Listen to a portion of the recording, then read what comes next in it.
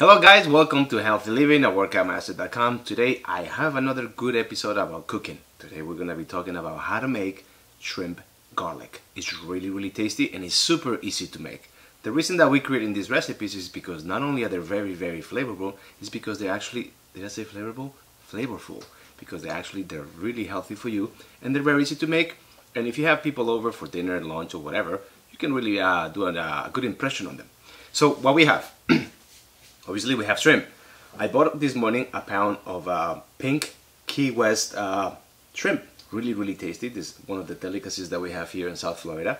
And what I actually do, I brought it home and I peeled them and I deveined them.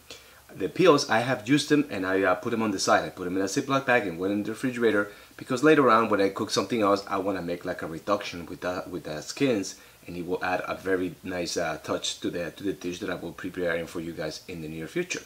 Now we need some garlic, so I have about 4 cloves of garlic right there chopped up into slivers. I have some lemon zest with pepper. I have some paprika. I have some cayenne pepper, and I have salt. Now to prepare it, we're gonna need some ghee, actually, or butter, whatever you have, either or. I just grabbed this one first. A little bit of olive oil, and I also gonna add at the end, to give it a good finishing touch, a little bit of dry sherry wine. It's quite easy to make, so follow me up. So here we have about, I'll say about 2 tablespoons of ghee, maybe 3. It's hard to tell how much it is. I can really tell. A couple chunks. Let's leave it at that. We're gonna let it melt slowly. We don't want to heat it up.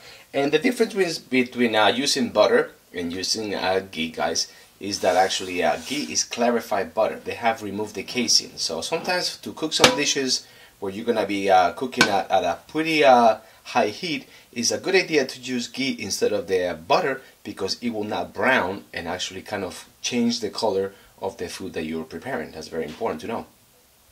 Alright guys, so here we have the ghee is already melted. You notice if it would have been butter, by now it will start looking whitish and kind of brown at the same time. And I'm just going to add a little bit of olive oil. That's about it. It's a tablespoon, not much. And the next thing I need to do is bring it up to heat and add the garlic. Now we add the garlic. And we're going to cook the garlic for a couple of minutes until it begins to start getting kind of translucent, but don't want to brown it because then the flavor gets really bitter. So make sure that it doesn't brown. You will have to adjust the heat. And right at this point in time, let me add some of the paprika too.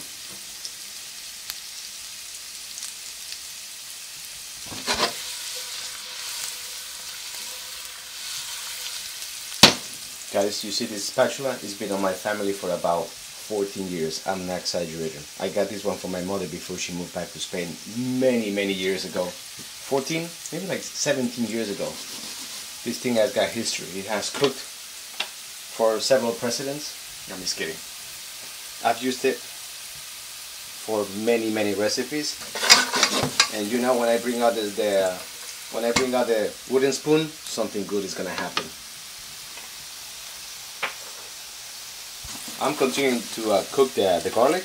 I'm gonna add all the spices now.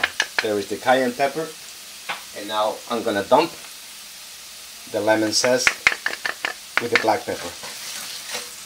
And just let it all begin to mush together. Can you see there that the garlic is almost about to turn brown? That's when you reduce the heat a little bit, and you add the shrimp.